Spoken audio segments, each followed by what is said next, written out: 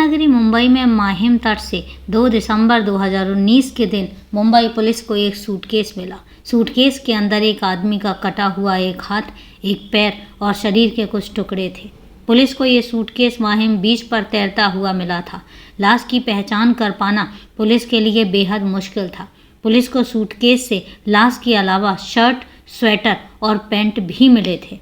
Suitcase मिलते ही खलबली much गई। पुलिस के सामने एक नया और बिना ओर छोर का केस आकर खड़ा हो गया था। मामले की गंभीरता को देखते हुए मुंबई क्राइम ब्रांच को सौंपी गई। क्राइम ब्रांच की टीम ने एक शर्ट पर एमओ मेंस वेयर का टैग लगा हुआ देखा। कहानी को आगे शुरू करें उससे पहले यही कहना चाहूँगी कि क्राइम चैनल पर आपका स्वागत है, और अगर अभी तक आपने चैनल को सब्सक्राइब नहीं किया है तो चैनल को सब्सक्राइब कर लीजिए। साथ ही बेल आइकन जरूर प्रेस कर दीजिएगा फर्दर नोटिफिकेशन के लिए। और इसके साथ ही वारदात के बारे में आपकी कोई भी राय है या कहानी के बारे में आप कुछ भी कहना चाहते हैं तो कमेंट बॉक्स पे जाके कमेंट करके ज़रूर बताएं। क्राइम ब्रांच कुर्ला पश्चिम में बेलगामी रोड पर उस दुकान पर पहुंची। उस शर्ट का बिल निकला तो पता चला कि बिल किसी बेनेट रिबेलो के नाम पर था। अब इसी नाम के आदमी को खोजना पुलिस का मकसद था। मुंबई क्राइम ब्रांच ने फेसबुक पर बेनेट रिबेलो को सर्च किया और कई प्रोफाइल में तस्वीरें खंगाली, जिसमें से एक व्यक्ति वही वाला लाल स्वेटर पहने हुए था जो सूटकेस में मिला था। इस तस्वीर से कंफर्म हो गया था कि ये वही बेनेट रिबेलो है। फेसबुक आईडी से पता चला कि बेनेट रिबेलो जो है एक म्यूजिशियन है और गिटार बजाता है। उसने अपने फेसबुक अकाउंट पर अपना विजिटिंग कार्ड भी अपलोड किया हुआ था। कार्ड पर लिखे पते पर जब पुलिस पहुंची तो देखा कि उस घर पर ताला लगा हुआ है। पूछताछ करने पर पता चला कि किसी ने भी बेनेट रिबेलो को पिछले कुछ दिनों से देखा ही नहीं था। पड़ोसियों से पूछताछ करने पर उसकी गोद ली हुई बेटी आराध्या पाटिल उर्फ रिया बेनेट रिबेलो के बारे में पता चला। पड़ोसियों ने बताया कि यहाँ वे अपनी गोद ली हुई 19 वर्षीय बेटी के साथ रहते थे। पुलिस ने उसका नंबर हासिल किया और 7 दिसंबर के दिन बेनेट रिबेलो की हत्या के शक में बेनेट रिबेलो की गोद ली हुई बेटी और उसके बॉयफ्रेंड को गिरफ्तार कर लिया। लड़की 19 साल की है और लड़का 16 साल का। पूछताछ करने पर दोनों ने बेनेट रिबेलो की हत्या करने की बात को कबूल कर लिया। एक गोद ली हुई बेटी ने ही अपने प्रेमी के साथ मिलकर अपने पिता की हत्या कर उसके कई टुकड़े कर डाले।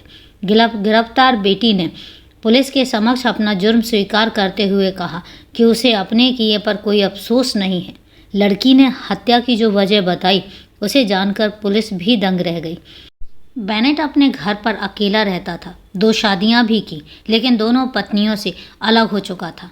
26 नवंबर के दिन उसकी बेटी ने अपने बॉयफ्रेंड के साथ मिलकर उसकी हत्या कर दी थी।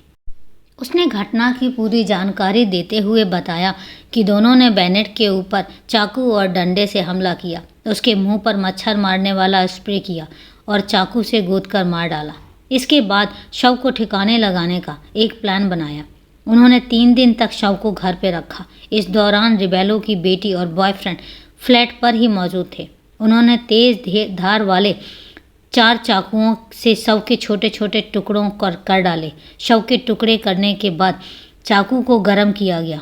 टुकड़ों को 3 सूटकेस में भरकर रिक्शा के जरिए मीठी नदी तक ले गए और वहां पर जाकर उस नदी में फेंक दिया, जिसमें से एक सूटकेस बहता हुआ माहिम बीच पर पहुंच गया था।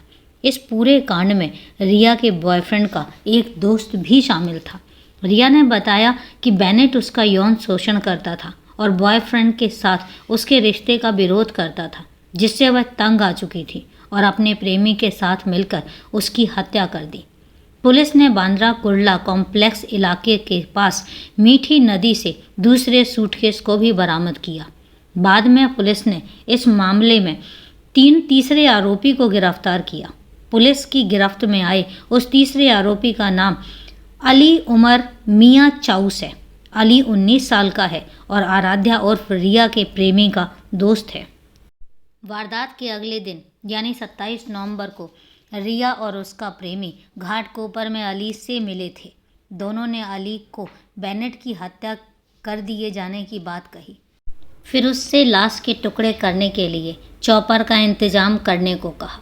2 दिन बाद यानी 30 नवंबर को अली बाकोला आया, जहां उन तीनों ने मिलकर रात भर बेनेट की लाश के टुकड़े टुकड़े करके उसको काटा और फिर उन टुकड़ों को अलग अलग बैग में भरने का काम किया। अली ने पुलिस को बताया कि उसने बेनेट के काटे हुए धड़ को बैग में भरने के बाद उसको टेप से लपेट दिया था। साथ ही उसने लाश को ठिकाने लगाने के लिए ज़रूरी सामान की खरीदारी में भी उन दोनों की मदद भी की थी। दोनों साथ साथ उसके बेनेट के घर के पास मौजूद एक दुकान से सूटकेस व अन्य सामान भी खरीदने में उन दोनों की मदद भी की थी। इसी सूटकेस में लाश के टुकड़ों को भरकर वे तीनों मीठी नदी में बेनेट रिबेलो को फेंक आए थे। 26 नवंबर को बेनेट रिबेलो का कत्ल किया गया था। 27 नवंबर को उसकी लाश के 8 टुकड़े किए गए थे। इसके लिए उसके 4 चाकू भी लेकर आए थे। रिबेलो के किचन में इन चाकुओं को गैस चूल्हे से गर्म करके उसके शरीर के अलग अलग हिस्सों को काटा गया था। कुछ हिस्सों को एक सूटकेस में रखा गया था और बाद में मुंबई के अलग अलग जगहों पर उसकी बॉडी को फेंका गया था। सूटकेस में रखे शव के कुछ टुकड़े पुलिस को जांच के दौरान मिले।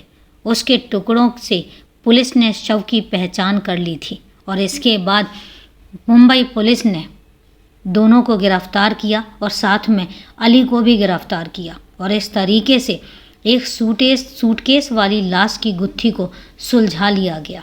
दोस्तों, इस कहानी के बारे में आपकी अपनी कोई भी राय है तो कमेंट बॉक्स में जाके कमेंट करके ज़रूर बताइएगा और ऐसी ही अपराध की सच्ची कहानियों के लिए हमारे क्राइम चैनल को सब्सक्राइब ज़रूर करें।